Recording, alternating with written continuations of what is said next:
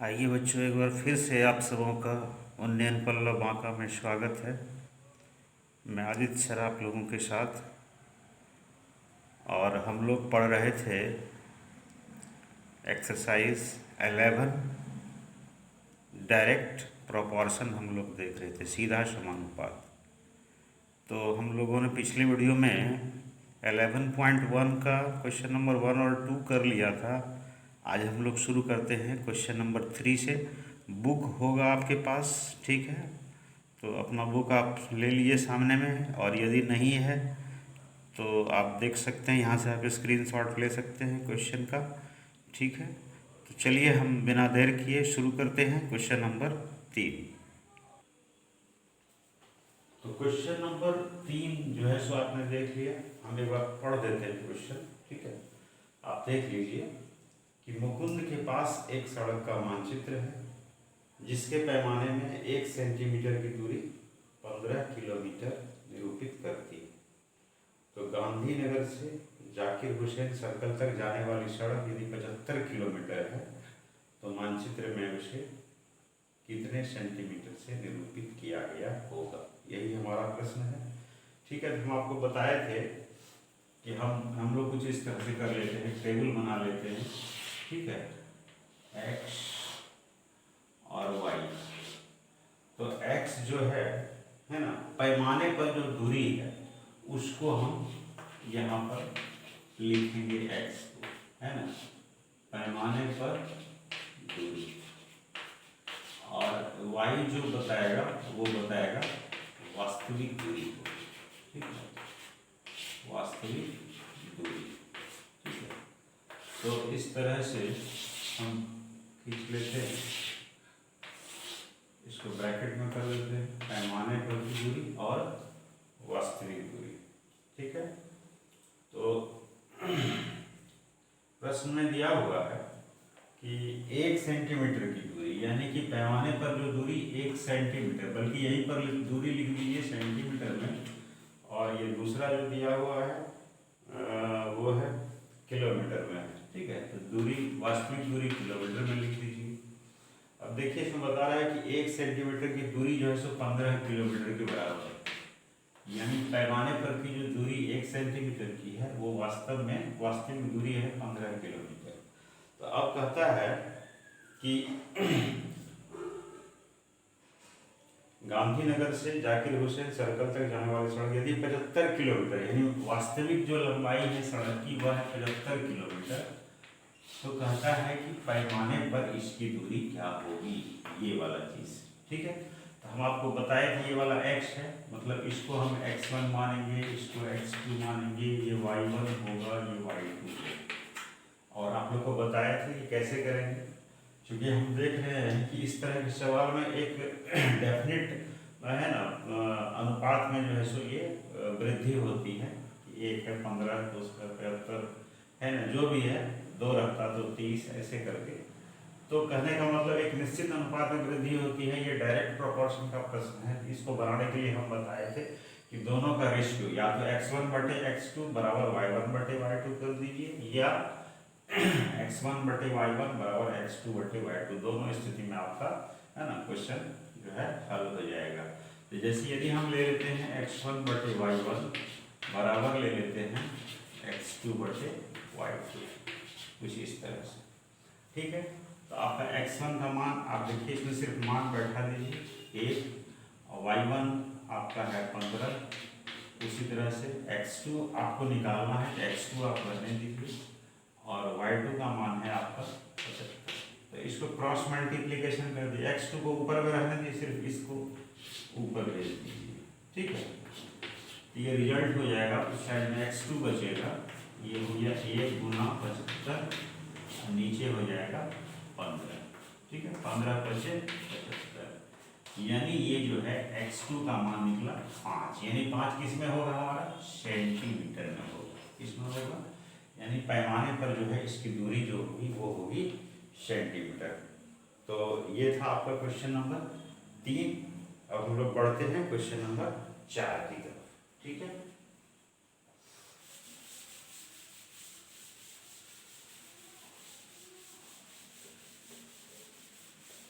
आइए देखते हैं प्रश्न संख्या 4 को। क्वेश्चन नंबर 4 हम लोग ये, ठीक है। तो इसमें देखिए क्वेश्चन आपके पास में है कि कहता है 25 मीटर कपड़े का मूल्य इतना है, 337.50 है, तो 60 मीटर का दाम कितना होगा। उसी तरह 1620 में 1620 रुपया में कितना कपड़ा होगा, यही है 4 नंबर प्रश्न।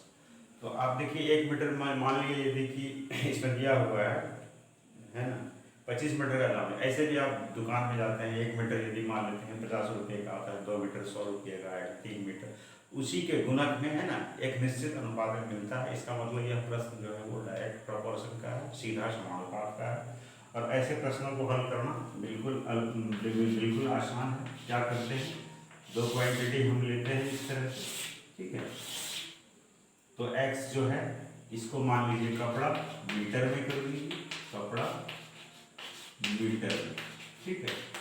और दूसरे का मूल्य y जो है ये मूल्य को बताएगा, मूल्य किसमें, रुपया में, ठीक है। ब्रैकेट में लिख देते हैं इसको। अब कुछ नहीं, सब चीज दिया हुआ है, सब चीज दिया हुआ है आपके पास, आपको सिर्फ लिख देना। इसमें देखिए दिया हुआ है कि 25 मीटर का पड़ेगा, तो ये 25 मीटर का मूल्य, 25 मीटर कपड़े का मूल्य कितना है, 337 रुपया और 50 पैसा, ठीक है। एक तो ये हो गया। दूसरा इंफॉर्मेशन क्या दिया हुआ है कि 60 मीटर कपड़े का दाम पूछ रहा है, यानी इसमें लिखिए 60, तो आपको बताना है कि इसका मूल्य कितना होगा ये। तीसरा और इसमें क्वेश्चन नंबर 2 में पूछ रहा है कि 1620 रुपया, यदि इसमें 1620 रुपया है तो इसमें आपको कितना मीटर कपड़ा रेशो हो जाएगा, ये पूछ रहा है, ठीक है। यही आपका टेबल है। तो बिल्कुल डायरेक्ट प्रोपोर्शन में कुछ नहीं, जिस तरह से करते थे हम x1 बटे x2, हम डायरेक्ट भी कर सकते हैं कि 25 बटे 337.50 बराबर 60, और इसको मान लीजिए ये y1 है आपका, सॉरी y2 है, ठीक है। तो बटे y2 कर दीजिए, ठीक है। अब इसको सीधे आप जो है कैलकुलेट से कर दीजिए, कैलकुलेट कर दीजिए।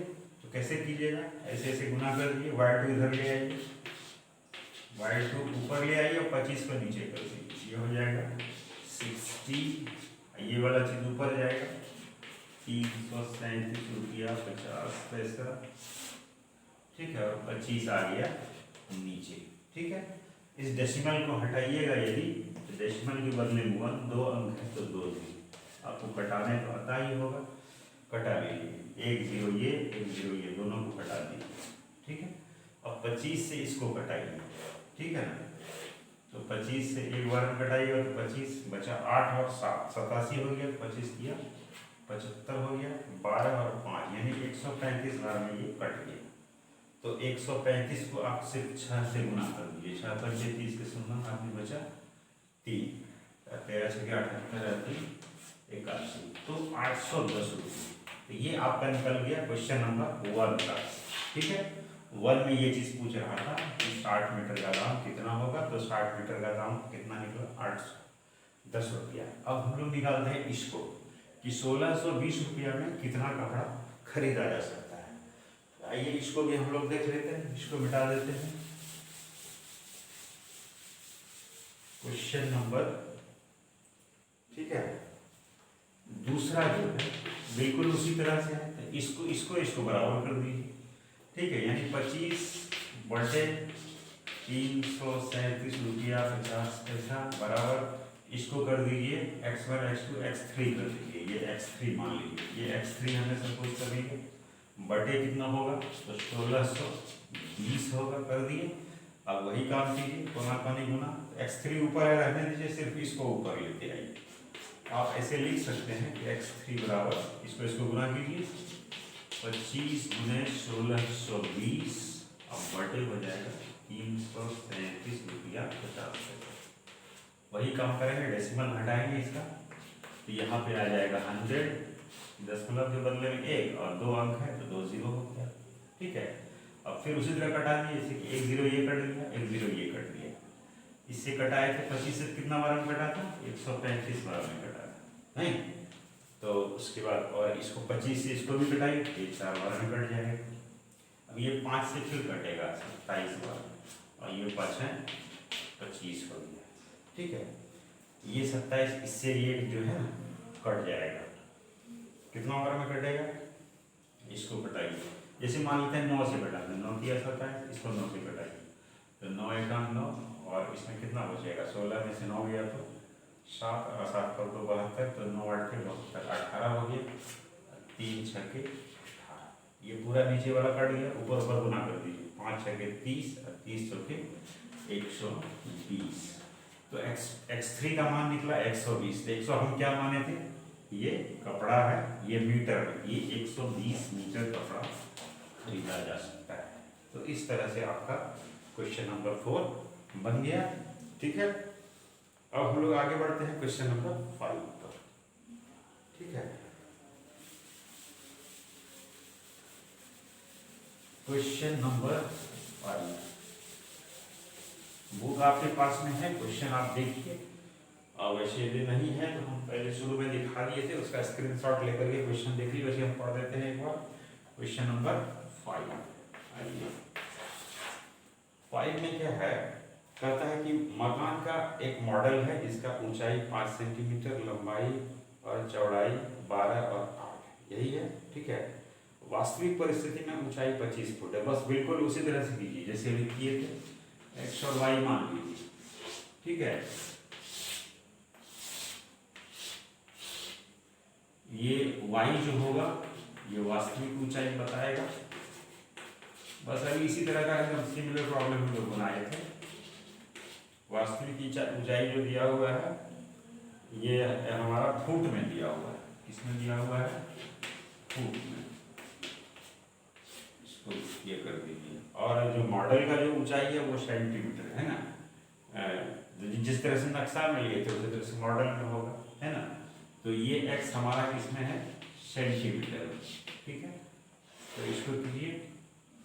तो इसमें दिया हुआ है कि मकान की जैसे कि ऊंचाई है 5, लंबाई 12, चौड़ाई 8, और इसका ऊंचाई 25 फुट दिया है। पहले ऊंचाई ये लिखिए, ये 5 सेंटीमीटर हम यहाँ पे लिख दिए हैं, ठीक है।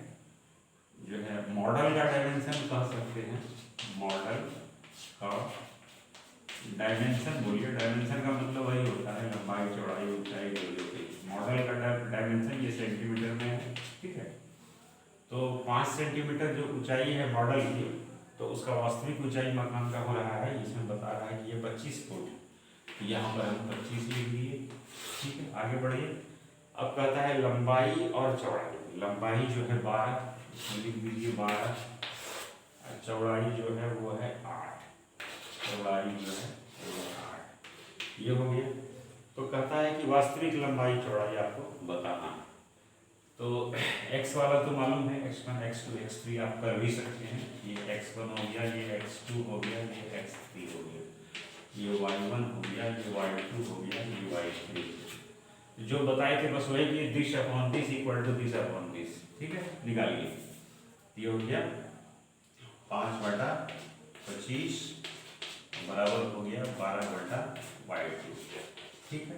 बस को नाम गुना कर दीजिए। 5/y2 बराबर 25 गुना 12, इसलिए y2 बराबर 25 गुना 12/5 कटा दीजिए। 25 12 60, तो 60 क्या निकलेगा, फुट। 60 क्या निकलेगा, फुट। ये क्या था हमारा, ये लंबाई। ये क्या था, ये था लंबाई। ये वाला है चौड़ाई। तो ये वाला हो गया। अब हमको निकालना है चौड़ाई। बिल्कुल ये और ये कर दीजिए बराबर उसी तरह से, ठीक है। 5/25 बराबर कर दीजिए 8/y3। इसी तरह कोना कोनी गुना कर दीजिए। 5y3 बराबर 8 गुना 25, ठीक है। तो y3 बराबर हो जाएगा 8 गुना 25/5, कटा दीजिए। 25 और 5 40, यानी ये जो है वास्तविक ऊंचाई जो हो जाएगा, सॉरी ऊंचाई नहीं, ये चौड़ाई है। तो चौड़ाई जो हो जाएगा 40 फुट। यानी जो मॉडल में जो आपको दिखाई पड़ रहा है ना, कि ऊंचाई 5 है, लंबाई 12 है और ये चौड़ाई 8 ये सेंटीमीटर में था, इसका करस्पॉन्डिंग जो वास्तविक ऊंचाई निकलेगा तो ये 25 फुट तो दिया हुआ था पहले से। और दूसरा लंबाई जो हम कैलकुलेट किए वो 60 फीट का होगा मकान का लंबाई, और चौड़ाई कितना होगा y3 का मान 40 फीट। तो इस तरह से हम जो है सो इसको कैलकुलेट कर सकते हैं। ठीक है, तो इस वीडियो में हम इतना ही रहने देते हैं, रेस्ट जो बच गया है उसको हम अगले वीडियो में लेकर के आएंगे। ठीक, तब तक के लिए आप स्टडी करते रहिए, वीडियो देखते रहिए। कोई समझ में यदि कहीं पर कंफ्यूजन आपको लगे तो कमेंट कर सकते हैं, नहीं एक दो बार देखिएगा तो हमको नहीं लगता है कि इसमें कहीं कोई है ना आपको परेशानी हो। ठीक, धन्यवाद, फिर मिलते हैं।